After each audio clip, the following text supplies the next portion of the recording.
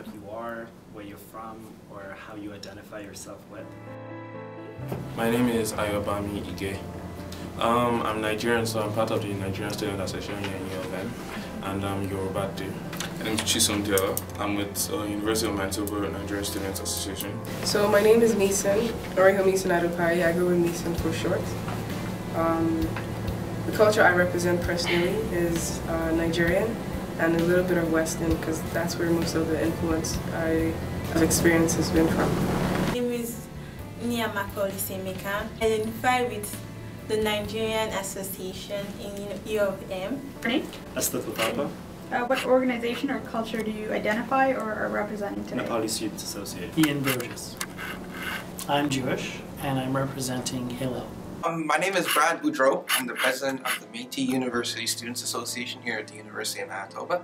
My name is Fahad bin Alam and I'm from the University of Manitoba Bangladeshi Student Association, and I represent Bangladeshi culture into the campus. I'm Hussein. I'm representing Bangladesh Student Association at the university.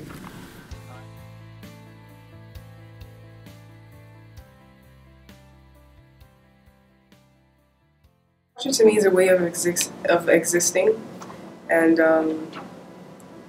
I see it as a way of existing within the community.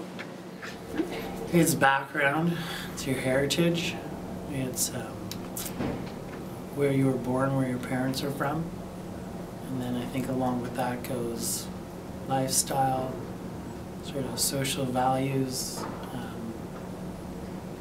your upbringing. Well, culture is the ideas, customs, or social behavior of a particular group of people or society.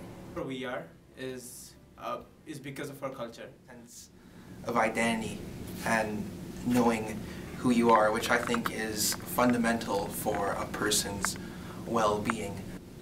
For me, it's a root of social existence, root of our lives, and the way we lead life. I think culture is a unique way of life that a specific person attributes. So.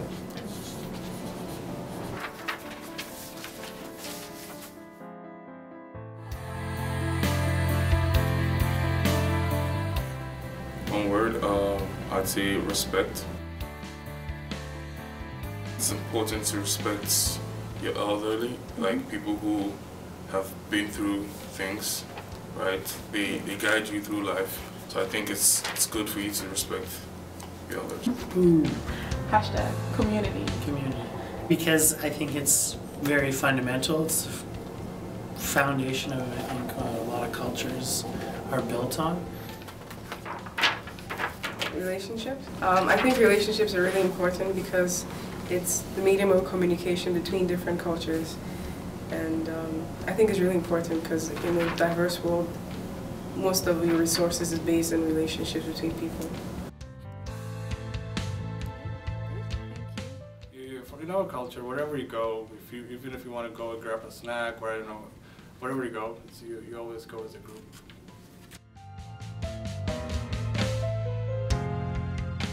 I would say your identity is something that is very close to my heart. So one word would be identity. I like the people. I like the lessons. I enjoy the food. Two cultures into one. It's an eternal culture. The origin of the word Métis is a French word from métis, which means mixed blood. So we are one of Canada's constitutionally protected Aboriginal rights-bearing people. Our rights to self-government and our harvesting rights are protected under Section 35 of the Canadian Constitution, and that is something that's very important to us as Métis people. Clothing and food. Food is a very good part of my culture. Do you guys have a diverse range of food? Or? Yeah, we have a lot. It falls towards the. It's a lot of carbohydrate, yeah, but then it's really nice. I like our food habits of our culture. I think that's what I miss coming to Canada. And whenever I go home, I try to get as much cultural food as I can. Everything. I think everything about Nepali culture is amazing. I look at everything in a very positive way, and I think Nepali culture is something that we'd love to show it to the entire world, so that people see what we're about and celebrate the cultural diversity and the uniqueness that Nepal represents. Okay. Well, my culture is very diverse. It's very difficult to tell what I like. But I would say the dressing is pretty alright. It can be made traditional and can also be made more contemporary. Oh, that's so, I know, I guess I like the idea of acceptance and knowledge more. Yeah, because accepting creates room for us to build more relationships and have more ground for understanding each other, and knowledge of all that, it makes you able to understand how best to communicate with people. I love the food. The unity that we have. Maybe most cultures have the unity, but I feel maybe as I grew up in our culture, maybe I feel like our culture is more. In any events we participate as a group. What stereotypes exist about your culture here, especially here at the University of Manitoba, is people tend to broad stroke Aboriginal people when the First Nation, Métis and First Nations are the same. Our cultures, our governance structure are completely different. To think that everyone from Nepal is a Sherpa, that we scale Mount Everest every now and then, and we worship cows. So that is something. Yeah, a lot of them do worship cows. A lot of them do go and scale Mount Everest, but not. Past people have called the Métis people half-breeds, and being a human being and being referred to as a half-breed, it's very demeaning. So Tends to relate our culture to India, which is not true. We were a part of India before, but our culture is very different from theirs because our language is way too different.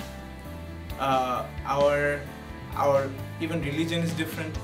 So language, religion, even I think the family tree that we follow is different too. So I think we are very different from them, but yet very close.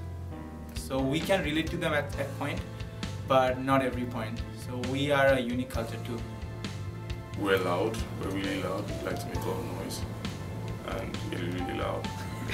But I don't see what's the problem is with that. I think a lot of stereotypes exist. There's a lot of buzz or opinion, or even if someone knows or doesn't know, it seems that everyone sort of has an opinion on Jewish thing. This is the stereotype about like Bangladesh is a jungle and people don't wear clothes there. They just cover their private parts with leaves and stuff. So, well, that's a stereotype that exists in that part of the world, which we should work hard to debunk. That we don't have food, that we are like so skeletal, we have deficiencies, so Types, firstly, that we're loud, we're boisterous, we're flamboyant. I think it does, because people have this preconceived idea of who you are already before they got to know you in a very personal way. I think it's very, very important to learn about other cultures because that's when you know that where you stand. And it's not like our culture is bad or their culture is wrong, or there is no right and wrong about it.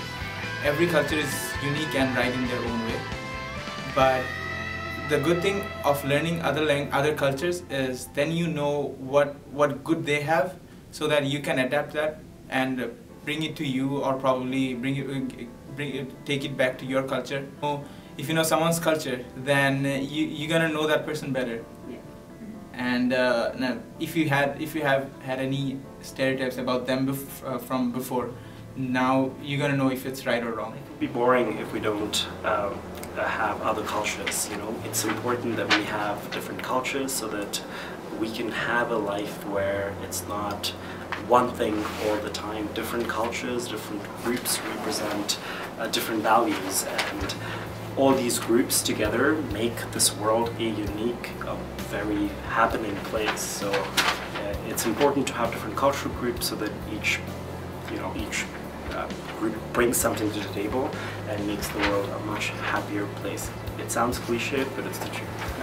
I think it's important to learn about other cultures because it helps you communicate better, and it reduces barriers or differences and discrimination or anything like that. Understanding other cultures just lets you know that everybody has a level of communication. We have to learn, I mean, whether or not the world is shrinking or growing, I think it's important to learn about our neighbors, to understand each other, understand the narratives, where people are coming from, if we want to move together and move forward in some sort of communal and collective peace. In a campus of 24,000 undergraduate students, it allows for a very diverse campus. In learning about these cultures, we help eliminate stereotypes that we have about these cultures, or misconceptions, and I think that's an important part in building a very positive atmosphere here at the University of Manitoba. Well, it makes you respect other cultures. I mean, it gives you knowledge about other cultures, and it also allows you to respect people from other cultures. I mean, like I said before, you have to respect other people's culture, right? And then where there's diversity, you can always learn new things without losing your own values too, but you can always learn new things. It helps us to grow more, to help us to understand people. It doesn't allow us to have a single story of one person. Yeah. UFM culture. UFM is very multicultural, I could say. I didn't expect this kind of multiculturalism when I came here. I thought maybe whether I'd find myself lonely or alone, but people are so friendly and it has a very international environment, and everyone finds a place to fit. A lot of culture is represented just by individuals, by being there, and it's great because people aren't afraid to share, which is also a culture you create, right, in an environment, in a place. It's a multicultural place. The number of international students over here are very much, and the locals are here too. So I think U of M has adapted and went to a point where every culture just come together, and like all the events that happens in U of M takes care of all the cultures and all the diversities. They don't neglect any culture, even if it's small. I think the U of M culture is work hard, play hard. It is a very multicultural event, a multicultural university, whether it's almost 10 different international student groups, which is probably much more active than AMSU itself. AMSU can organize huge festivals and they do a great job. But let's say the Indian Students Association organizes 10 different events in a year. Nepali students organizes 10 different events in a year. The Iranian students, Bangladeshis, Pakistanis. And I have to say that a lot of Canadians come to these events, and that is what makes this campus so unique. The fact that we have so many different student groups organizing so many different events. A U of M thing, to be so proud of this cultural diversity that exists. Would be learning. We're in a learning environment, so everything that we do pertains learning in U of M. Way beyond academics. The way everyone comports themselves, the way we associate with each other, the way we behave, that's part of learning. More about these cultures, we can take that knowledge to the outside world here at the University of Manitoba in our careers, to our work. Well, it's the Nigerian Student Association. We help Nigerian students both with education stuff and cultural stuff or events. With just an organization that brings us together to discuss anything we need to discuss or help each other. Well, the location where we meet changes depending on the events we have. Sometimes if we have a barbecue, we'll probably go to Kings Park. if we have any academic seminar, we have a classroom to do that and stuff like that. Yeah. We're hosting the AfroPeg, AfroPeg 2015, and I know it's going to be an amazing cultural display. So I hope to see everybody there. And the Nepali Students Association is a student group under the umbrella of the University of Manitoba Students' Union that brings forward Nepali students, or ethnically speaking Nepali students, in one group, and they try to organize cultural events, like I mentioned, Dashera, Diwali, and other cultural events, but at the same time represent the concerns of Nepali students to the University of Manitoba Students' Union and the administration. So a balance between cultural events, advocacy, and most importantly, making sure that it's a group that sticks together in times of need. So helping different charities, whether it's helping someone for human trafficking or like charitable causes within Canada. Do a Nepali New Year. There's one coming up in 2.5 weeks. So Nepali New Year is celebrated in the month of April. A lot of people from the community come in, and it's a good time. We generally try to show a movie, give some cultural food, and make sure that people feel connected to their homeland. Hillel is the name of a university Jewish student group. We did have some great events. We had, like I was saying, for Purim, we had a social at the Fort Garry.